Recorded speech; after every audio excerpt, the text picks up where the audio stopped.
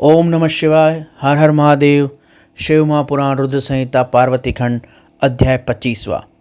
24वें अध्याय में हमने पढ़ा कि भगवान शिव ने देवताओं को विवाह के दोष बताए, परंतु देवताओं के पुनः पुनः आर्त भाव से प्रार्थना करने पर भगवान शिव जी ने विवाह करना स्वीकार कर लिया। जब देवता शिव जी से आश्वासन पाकर और वहाँ से लौट गए, उसके बाद भगवान महादेव पुनः समाधिस्थ हो गए। वे स्वयं अपने आप में अपने परात्पर स्वस्थ माया रहित उपद्रव शून्य स्वरूप का चिंतन कर लगे। उस ध्येय वस्तु के स्वरूप में साक्षात भगवान महेश्वर ही विराजमान है। उनकी गति का किसी को ज्ञान नहीं होता। वे भगवान ऋषभध्वज ही सबके सृष्टा और परमेश्वर हैं। भगवान आदि शंकर ने जो निर्वाणाष्टकम गाया है, उसमें पुनः पुनः यह पंक्ति आती है, चिदानंद रूपम शिवोहम शिवोहम। ये उस संपूर्ण स्तुति का ध्रुव पद है जिसे पुनः पुनः गाया जाता है। तो हमारा जो स्वरूप है वो भी वही है जो भगवान शिव का चिदानंदमय स्वरूप है। प्रत्येक जीव, प्रत्येक मनुष्य का जो निज स्वरूप है वो ब्रह्म रूप ही है। इसलिए शास्त्रों में आत्मा सो परमात्मा, सर्वम खलविदम ब्रह्म, अयम आत्मा ब्रह्म, तत्वमसि आदि महावाक्य कहे गए हैं। क्योंकि भगवान शिव तपस्या करते हुए अपने जिस माया रहित निर्विकार व्यापक स्वरूप का चिंतन करते हुए उसमें ध्यानस्थ हैं, वही स्वरूप सभी जीवों का है। बस जीव और शिव में इतना फर्क है कि शिव अपने उस स्वरूप में स्थिति प्राप्त किए हुए निर्बीज परम समाधि प्राप्त किए हुए हैं और जीव उस समाधि से, उस योग बल से दूर होकर बिछड़ गया है।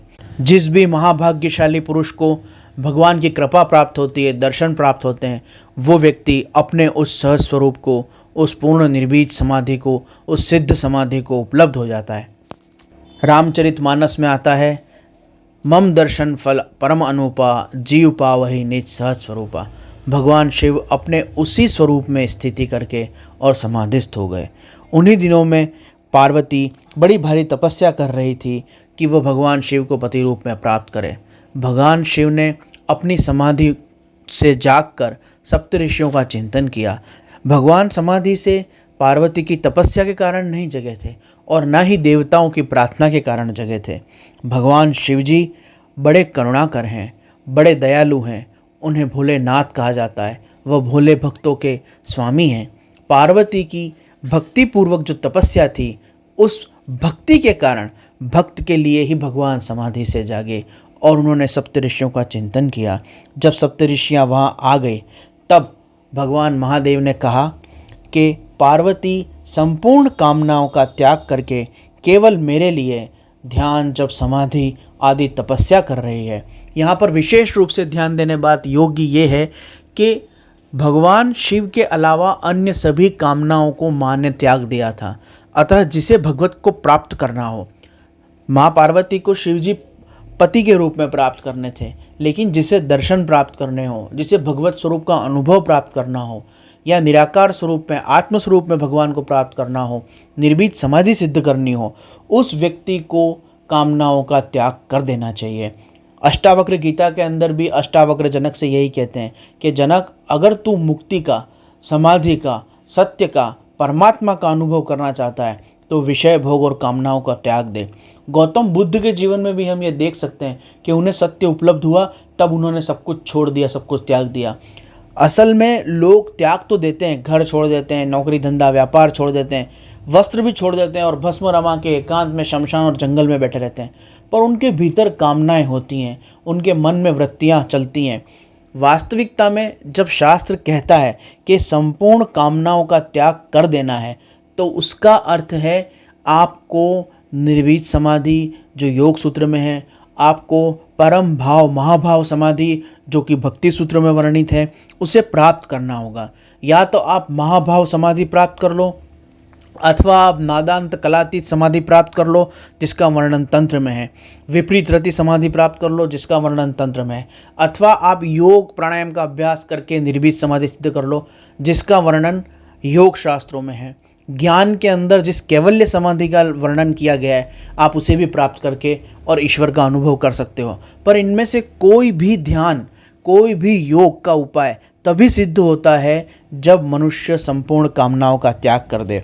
और यही बात भगवान महादेव जी ने सप्तऋषियों से कही कि पार्वती मेरे सिवा अन्य सभी बातों को भूल कर और भुलाकर केवल एक मेरे ध्यान में सतत लगी हुई है और उसने सभी इच्छाओं का त्याग कर दिया है और उसका दृढ़ निश्चय मुझे प्राप्त करने का है। इसलिए तुम जाकर पार्वती की परीक्षा लो। ऐसा कहने पर सप्तऋषियों ने भगवान शिव के आदेश से जाके माँ जगदम्बा की परीक्षा ली। जगदम्बा की परीक्षा लेने से पहले उन सप्तऋषियों ने माँ को प्रणाम किया, मन ही मन उनकी स्तुति की। और जब उन्होंने परीक्षा लेनी चाहिए तो पहले उन्होंने नारद जी के दोष दिखाने का प्रयास किया और नारद जी के दोष दिखा के और फिर भगवान शिव के दोष दिखाने का प्रयास किया। वैसे भगवान के परम भक्त नारद में और साक्षात परमेश्वर भगवान शिव में कोई दोष नहीं है, लेकिन सप्तऋषियों ने ऐसी बातें कही जो मन को चोट लगे और क्रोध उत्पन्न करें। पर माँ पार्वती ने न तो क्रोध किया न वो भावुक हुई। उन्होंने उनके सभी तर्कों का जवाब दिया। उन्होंने कहा कि आप कहते हैं कि भगवान शिव निर्विकार हैं, निराकार हैं, वैरागी हैं। उन्होंने पहले भी सती का त्याग कर दिया तो वो फिर त्याग कर देंगे। तो माँ पार्वती ने जवाब देते हुए कहा कि ये बात सत्य है कि भगवान शिव निर्विकार हैं, निराकार हैं, परम तत्व हैं, वैराग्यवान हैं और भस्म रमाए उदासीन भ्रमण करते हैं। परंतु ऐसा इसलिए है क्योंकि भगवान शिव साक्षात ब्रह्म है, वो साक्षात ईश्वर हैं, इसलिए वो ऐसे पूरी तरह से उदासीन और विरक्त हैं। क्योंकि वो निराकार हैं इसलिए उन्हें किसी आश्रय की आवश्यकता नहीं, किसी आधार की आवश्यकता नहीं। इस प्रकार से पार्वती ने बहुत अच्छे उत्तर दे के और भगवान शिव की महिमा को समझाया सप्तऋषियों को और स्पष्ट किया। सप्तऋषि पहले से ही भगवान शिव की महिमा जानते थे, लेकिन फिर भी माँ पार्वती ने भगवान शिव को वो पूरी महिमा सप्तऋषियों को समझाई और उन्हें कही। इस प्रकार से माँ पार्वती ने भगवान शिव और नारद जी के वचनों को ही दृढ़ रखा। माँ पार्वती ने कहा कि गुरु के वचनों का पालन करने वाला ही सुखी होता है। जो गुरु में दोष देखता है, जो गुरु के वचनों के ऊपर शंका करता है, वो कभी सुखी नहीं हो सकता है। अतः मेरे लिए तो जो नारद जी ने कहा है वही अंतिम सत्य है। भगवान शिव आके भी कहें तो भी मैं मेरे गुरु नारद जी के वचनों को नहीं छोड़ूंगी। इस प्रकार से उन्होंने भक्ति और साधन भजन करने वाले साधकों के लिए सबसे महत्वपूर्ण सूत्र बताया, करके बताया, अपने आचरण से उपदेश दिया माँ जगदम्बा ने कि गुरु के वचनों पे दृढ़ विश्वास, चाहे कोई कुछ भी कहे, अपने गुरु और अपने गुरु के वचनों पे दृढ़ दृढ़ दृढ़ विश्वास। और वही माँ पार्वती ने अपने उपदेशों से और अपने कर्म से करके बताया। और भगवान शिव के लिए सप्तऋषियों ने जो वचन कहे, जो उक्तियाँ कही, उन सब का उन्हें सतर्क ऐसा उत्तर दिया, ऐसी काट और ऐसी सचोट उक्ति द्वारा उनको समाधान किया कि सप्तऋषि भी निरुत्तर हो गए। इस प्रकार सप्तऋषियों का समाधान करके भगवान शिव की परीक्षा में उत्तीर्ण होके जगदम्बा माँ भवानी पार्वती पुनः ध्यानस्थ हो गई और भगवान शिव का ध्यान करने लगी। अपने मन में उठने वाले सारे विचार उन्होंने रोक दिए। अपने बुद्धि और विचारों में आने वाले सभी प्रकार के तर्क वितर्क संकल्प विकल्प उन्होंने रोक दिए।